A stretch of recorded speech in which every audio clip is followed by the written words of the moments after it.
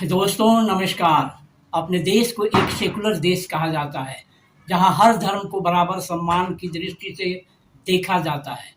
दूसरी बात, हमारा देश संविधान से चलता है, जहां हर वर्ग और हर नागरिक के लिए समान नियम और कानून की व्यवस्था है। संविधान के अनुसार किसी भी व्यक्ति, संस्था, शासन या प्रशासन को यह अधिकार प्राप्त नहीं है कि वह किसी नागरिक के साथ भेदभाव करे या कानून से अलग व्यवहार करे। लेकिन आज कुछ घटनाओं के आधार पर जानने की कोशिश करते हैं कि क्या वास्तव में ऐसा ही हो रहा है? क्या देश पूरी तरह संविधान के अनुसार चल रहा है, या संविधान की बातें सिर्फ और सिर्फ किताबों तक सीमित रह गई हैं? क्योंकि आज भी कुछ लोग खुलेआम कहते हैं कि भले ही भारत को हिंदू राष्ट्र घोषित नहीं किया गया है, लेकिन भारत हिंदू राष्ट्र ही है। अब सवाल यह है कि अगर देश की व्यवस्था किसी धर्म विशेष के आधार पर चलेगी, तो फिर संविधान में दिए गए समान अधिकारों का क्या होगा? क्योंकि संविधान की मूल भावना यही है कि सरकार किसी एक धर्म, जाति या वर्ग की नहीं, बल्कि पूरे देश के नागरिकों की होती है। दोस्तों, मैं रमाश्रय सिंह आप सभी का स्वागत करता हूं आपके अपने चैनल रमाश्रय वॉइस पर। अगर आपने अभी तक चैनल को सब्सक्राइब नहीं किया है तो ज़रूर कीजिए। वीडियो आपको अच्छी लगे तो लाइक और शेयर ज़रूर करें, ताकि संविधान और समाज से जुड़े मुद्दों पर चर्चा ज़्यादा लोगों तक पहुंच सके। दोस्तों, मेरे पीछे स्क्रीन पर जो वीडियो आप देख रहे हैं, उसमें पुलिस के बड़े अधिकारी कुछ ऐसा व्यवहार करते दिखाई दे रहे हैं जिस पर सवाल उठना लाजमी है। जो व्यवहार संविधान सम्मत तो बिल्कुल नहीं दिखाई देता। वीडियो में अधिकारी लोगों को गाली देते और मारपीट करते नजर आ रहे हैं। दोस्तों, यह घटना मेरठ जिले के रोहटा क्षेत्र की बताई जाती है। मामला एक दलित लड़की ललिता गौतम की हत्या से जुड़ा बताया जाता है। पुलिस ने कार्रवाई की, लेकिन परिवार उस कार्रवाई से संतुष्ट नहीं था। उचित कार्रवाई की मांग को लेकर परिवार और लोग जिला अधिकारी को ज्ञापन देने के लिए डीएम कार्यालय के सामने पहुंचे। जब डीएम साहब नहीं मिले तो लोग वहीं धरने पर बैठ गए।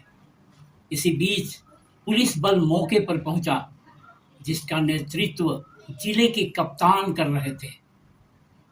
वीडियो में कहीं नहीं दिखाई देता है कि पुलिस और प्रदर्शनकारियों के बीच स्थिति तनावपूर्ण है।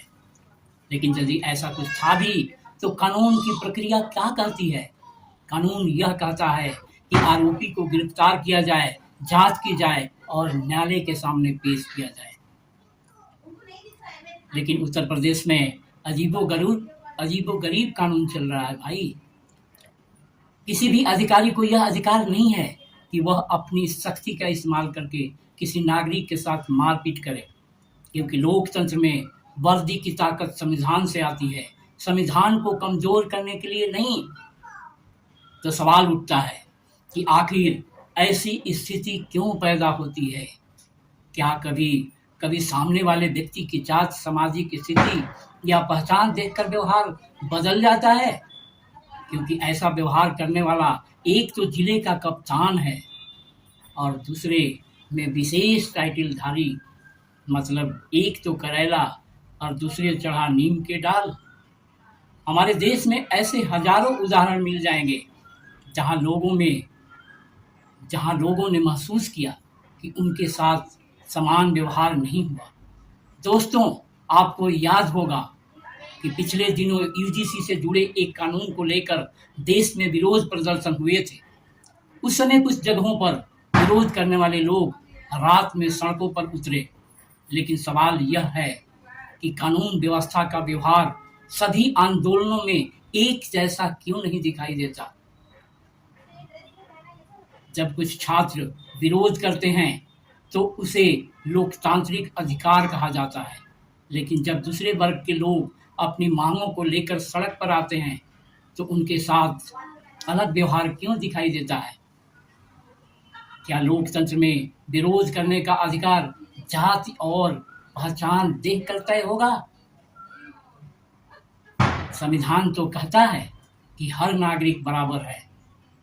दोस्तों, देश को आज़ाद हुए 79 वर्ष होने जा रहे हैं, लेकिन आज भी अगर किसी नागरिक को यह सवाल पूछना पड़ रहा है कि उसके साथ सम्मान व्यवहार हुआ या नहीं, तो यह हमारे लोकतंत्र के लिए गंभीर चिंता का विषय है। संविधान सिर्फ एक किताब नहीं, संविधान एक व्यवस्था है, एक सोच है जो यह कहती है कि कानून की नज़र में राजा और गरीब, अधिकारी और आम आदमी सभी बराबर हैं।